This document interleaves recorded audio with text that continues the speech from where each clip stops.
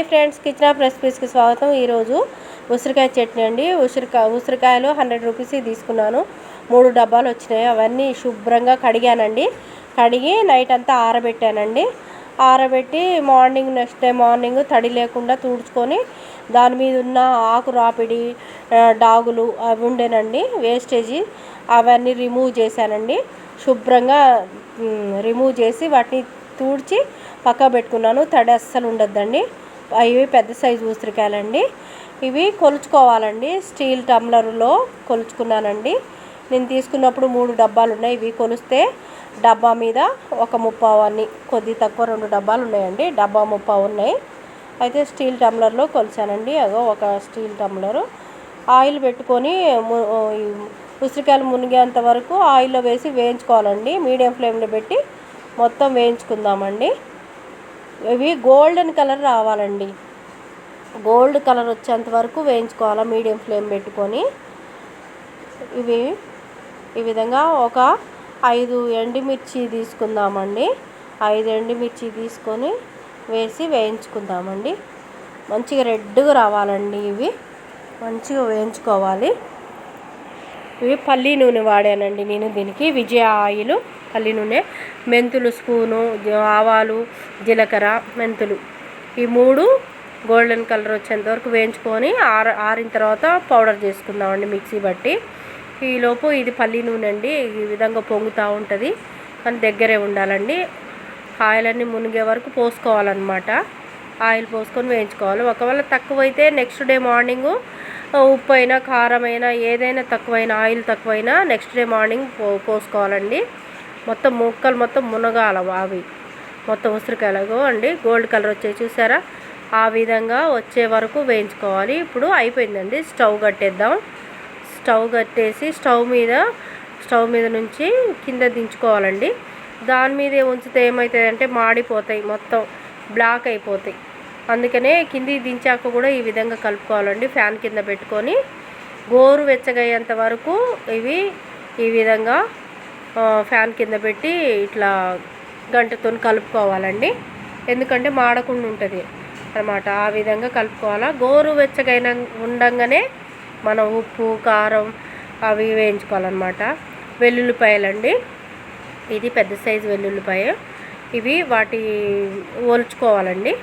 విడివిడిగా చేసుకోవాలన్నమాట. వాటిని చేసుకొని పొట్టుతోనే నేను కచ్చాపచ్చా పడతానండి. మెత్తగా పట్టొద్దు. కచ్చాపచ్చాగా ఉంటేనే మంచి టేస్ట్ ఉంటుందండి. నేను పొట్టుతోనే పడతాను. ఒక 5 వెల్లుల్లిపాయలండి అవి.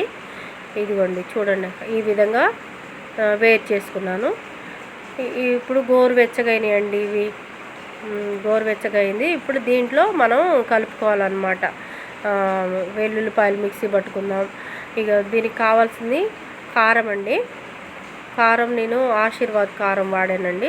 ఇగో ఆ గ్లాస్, చిన్న గ్లాస్ అండి, చిన్న గ్లాస్ తీసుకున్నాను. డబ్బా మీద ఒక 2 డబ్బాలు తక్కువ ఉన్నాయి కదండి కారం. ఇది ఆశీర్వాద్ కారం డబ్బా 30. Salt Tata salt వాడానండి. 3 నిమ్మకాయలు రసం పిండుకోవాలండి. ఇదిగోండి కారం ఒక గ్లాసు పోస్తున్నానండి. ఎందుకంటే గ్లాసు 30 పోయాలి కారం. ఒక గ్లాసు పోసాను, ఇంకా 30 గ్లాసు పోస్తానండి.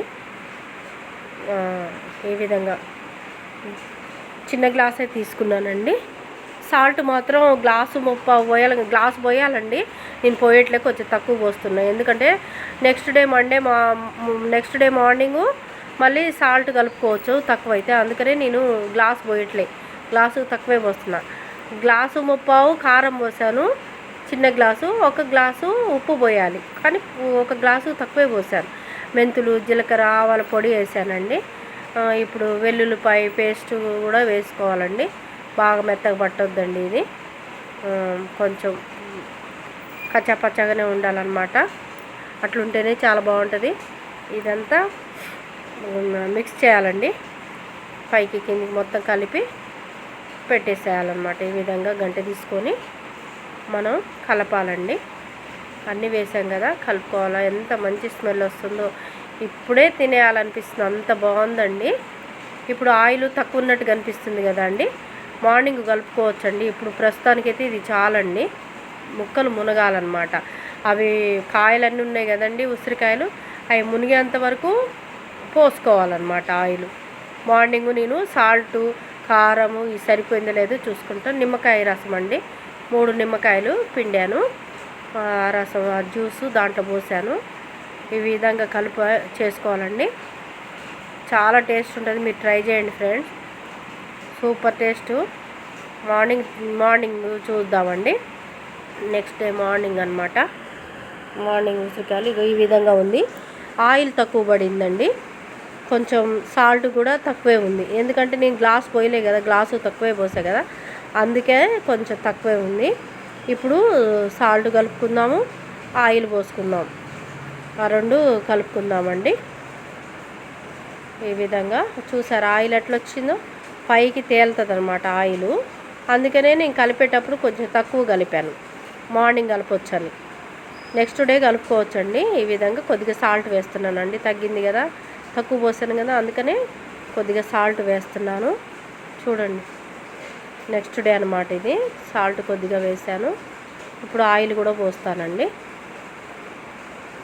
ఇట్లా వేసి మొత్తం కలుపుకోవాలండి, కలుపుకోవాలి మొత్తం. ఇప్పుడు ఆయిల్ పోసుకుందామండి, ముక్కలు మొత్తం మునగాలండి. ఇది పల్లి నూనె అండి, విజయ ఆయిల్, గ్రౌండ్ నట్ పల్లి నూనె అనమాట.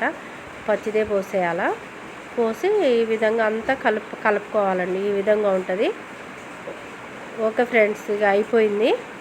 ఇక మనం ఒక జార్లో తీసి పెట్టుకుందాం, గాజు సీసా కానీ మనకి జాడీలున్న జాడీలో స్టోర్ చేసి పెట్టుకోవాలి ఫ్రెండ్స్. చాలా బాగుంటుంది, ఖరాబ్ అవ్వదు. ఈ విధంగా మీరు ట్రై చేయండి ఫ్రెండ్స్. ఉసిరికాయ చట్నీ రెడీ. ఓకే ఫ్రెండ్స్, ఈ వీడియో కనుక మీకు నచ్చినట్టయితే లైక్ చేయండి, షేర్ చేయండి, సబ్స్క్రైబ్ చేయండి.